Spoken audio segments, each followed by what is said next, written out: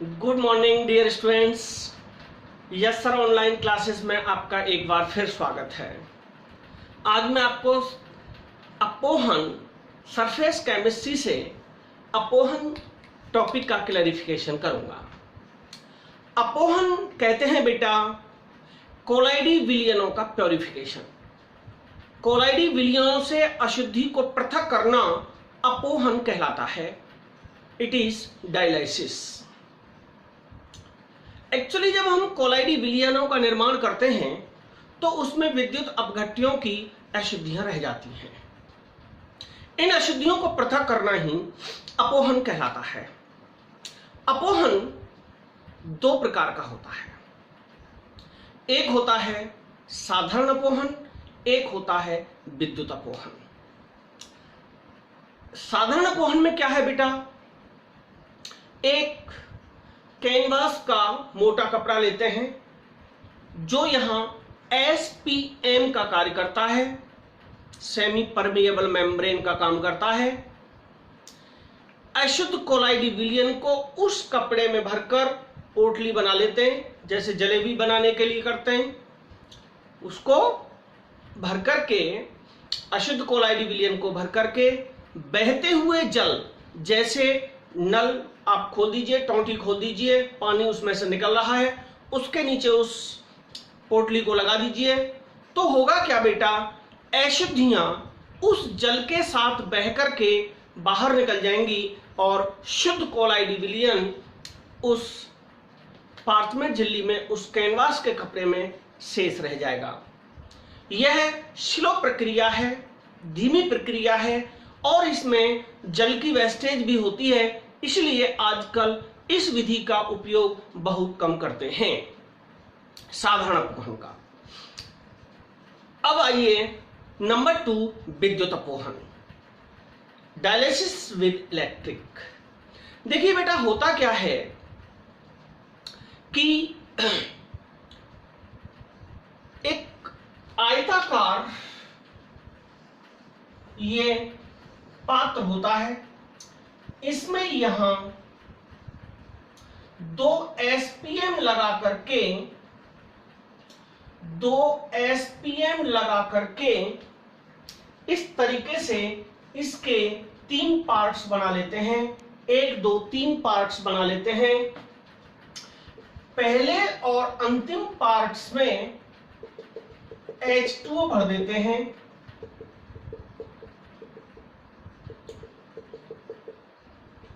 Side के दोनों पात्रों में H2O भर दिया। अब क्या करते हैं बेटा, यहां ये SPM लगा दी।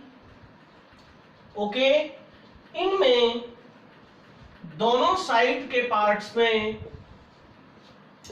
एनोड तथा कैथोड, एनोड तथा कैथोड लगा देते हैं। अशुद्ध कोलाइडी विलयन को, अशुद्ध कोलाइडी सॉल्यूशन को इसमें भर देते हैं। अब जब विद्युत धारा प्रवाहित करते हैं तो होता क्या है बेटा, जो नेगेटिव टाइप की अशुद्धियां होती हैं, ऋणावेशित जो अशुद्धियां होती हैं, वो एनोड की ओर एसपीएम से होकर गमन कर जाती हैं। ऋणावेशित अशुद्धियां एनोड की ओर आ जाती हैं और इधर चली जाती हैं कैथोड की ओर धनावेशित अशुद्धियां, पॉजिटिव चार्जेस अशुद्धियां इधर चली जाती हैं। यहां शेष रह जाता है शुद्ध कोलाइडी विलयन। मान लो हमारा इसमें अशुद्धि के रूप में NaCl मिला हुआ है, विद्युत अपघट्य NaCl मिला हुआ है, तो Na पॉजिटिव इधर चला जाएगा, Cl नेगेटिव इधर चला जाएगा, Na पॉजिटिव इधर चला जाएगा। तो इस प्रकार से अशुद्धियां दोनों साइड के H2O वाले पार्ट्स में चली जाती हैं और शुद्ध कोलाइडी विलयन मध्य वाले पार्ट में रह जाता है। यह प्रक्रिया बहुत तेजी से होती है, इसलिए ये आजकल अपनाई जा रही है। इसमें प्योरिटी भी अधिक मात्रा में मिलती है। ओके, तो देखिए बेटा, कोलाइडल सॉल्यूशन बनाने की विद्युत आर्क विधि बहुत ही इंपॉर्टेंट है। विद्युत आर्क विधि में होता क्या है, ये बहुत बार परीक्षा में पूछी गई है, ये अपोहन क्लियर हो गया। इसके बाद में लेता हूं कोलाइडल सॉल्यूशन बनाने की विद्युत आर्क विधि। विद्युत आर्क विधि द्वारा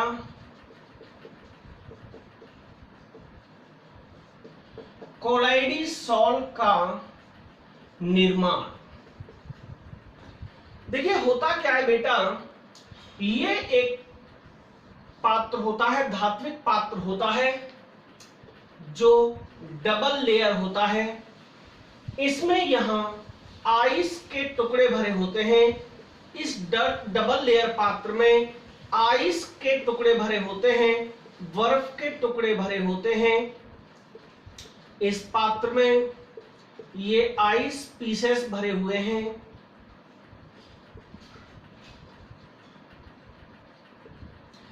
इसमें यहां वाटर भरा होता है। ये आइस पीसेस हैं और ये इसमें अंदर H2O है। यहां धातु के इलेक्ट्रोड लगा देते हैं। जिस धातु का कोलाइडल सॉल्यूशन बनाना होता है, ये धातु के इलेक्ट्रोड लगे होते हैं। एक होता है नेगेटिव और एक होता है पॉजिटिव। अब होता क्या है बेटा, धातु के कोलाइडी विलयन प्राप्त किए जाते हैं विद्युत आर्क विधि से। विद्युत आर्क विधि से, जिसे ब्रेडिंग आर्क विधि भी कहते हैं, इस विधि से धातुओं के कोलाइडी विलयन बनाए जाते हैं। जैसे Au का, Ag का, Cu का, Pt का कोलाइडल सॉल्यूशन किस विधि से बनाए जाते हैं, ब्रेडिंग आर्क विधि से। ये इसका डायग्राम है। होता क्या है बेटा, ये इलेक्ट्रोड परिक्षेपण माध्यम जल में डूबे होते हैं। इसका जो माध्यम होता है जल, यहाँ परिक्षेपण माध्यम का काम करता है। ये दोनों इलेक्ट्रोड परिक्षेपण माध्यम में डूबे रहते हैं। आर्क की ऊष्मा से धातु वाष्प में बदल जाती है।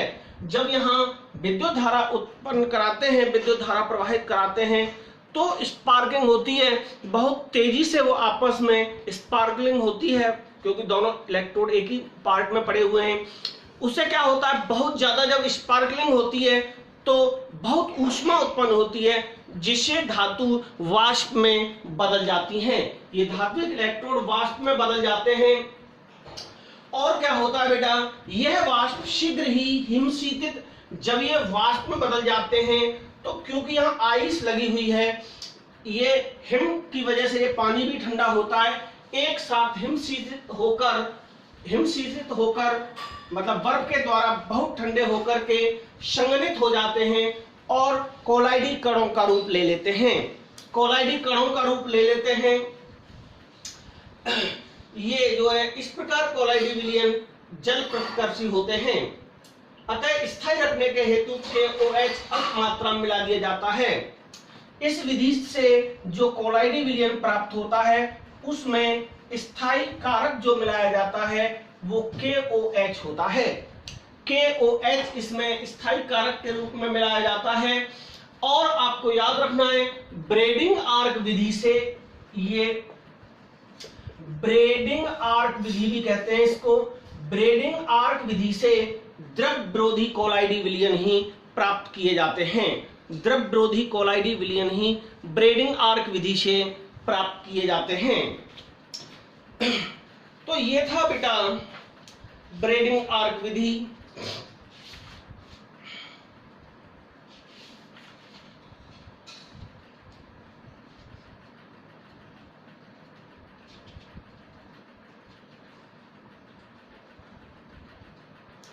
तो